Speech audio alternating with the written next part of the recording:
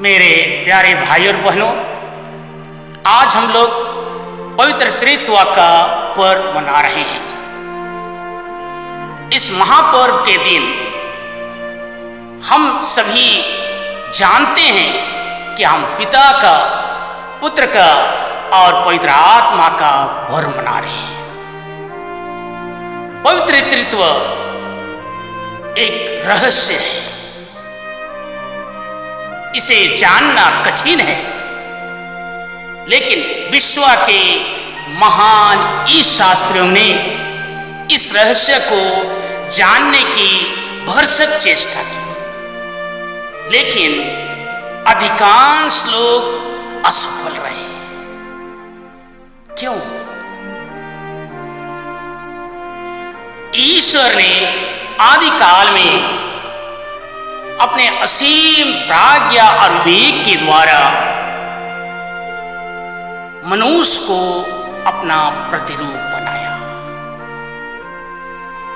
लेकिन मनुष्य जब से जन्म लिया, अपने सीमित ज्ञान और प्राज्ञा के द्वारा इस असीम ईश्वर महान रहस्य को जानने की चेष्टा की है, लेकिन समझ नहीं पाया।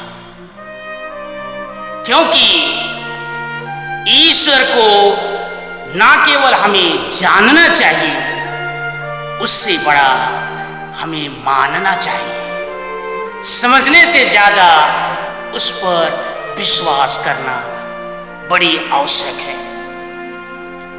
आज के पहले पाठ में हमने विधि विवरण ग्रंथ अध्याय 4 पद संख्या 32 से 40 में सुनते हैं,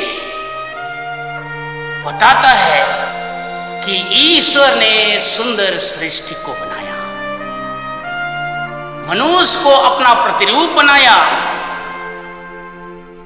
इस्राएली प्रजा को चमत्कारिक ढंग से गुलामी से छुड़ा के लाया, मानव जाति की मुक्ति के लिए ईश्वर ने अपने पुत्र को भेजा। माता मरियम पवित्र आत्मा से गर्भवती हुई और पुत्र को जन्म दिया। दूसरा पाठ रोमियो के पत्र से लिया गया है, अध्याय 8 पद संख्या 14 से 17 बताता है कि पवित्र आत्मा त्रित्व का तीसरा व्यक्ति है, या हमारे जीवन से बाहर रहने वाला ईश्वर नहीं है, या हमारे भीतर विद्यमान है। क्योंकि हमारा यह शरीर पवित्र आत्मा का मंदिर है, और जब हम इस आत्मा के द्वारा संचालित होते हैं तो पिता की योजना को पूरा करने की चेष्टा करते हैं। सुसमाचार में संत मत्ती अध्याय 28 पद संख्या 16 से 20 में बताता है, यीशु ने कहा, तुम जाकर पिता और पुत्र और पवित्र आत्मा के नाम पर बपतिस्मा दो। मेरे प्रियजन, इन तीनों पाठों में हमें स्पष्ट बताया गया है कि पिता, पुत्र और पवित्र आत्मा पवित्र त्रित्व के तीन व्यक्ति हैं, लेकिन तत्व में एक है। उनका लक्ष्य मानव जाति को मुक्ति देना है।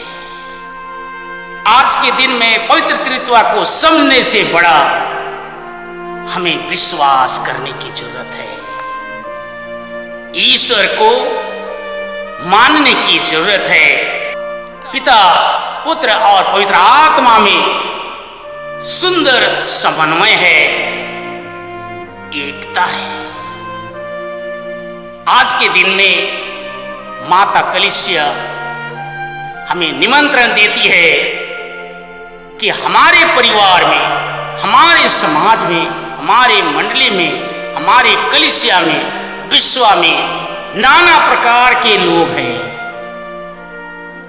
रंग रूप अलग है, सोच विचार अलग है, ज्ञान प्राज्ञा अलग है, सिद्धांत अलग अलग है, लेकिन उससे बड़ा कि हम प्रत्येक जन ईश्वर पर विश्वास करने वाले हैं। हमारा लक्ष्य होना चाहिए अपने जीवन में, अपने परिवार में, समाज में, मंडली में, कलीसिया में ईश्वरीय राज की स्थापना करना। आइए हम प्रत्येक जन इस बात को समझें और परिवार समाज में एकता बनाए रखें। इस महामारी के समय एकता की जरूरत है। हर व्यक्ति को अपना समझे और प्रार्थना करें, सेवा के लिए हाथ बटाएं। जैसे पवित्र आत्मा संचालित करती है वैसे ही हम आगे बढ़ते जाएं। आमीन।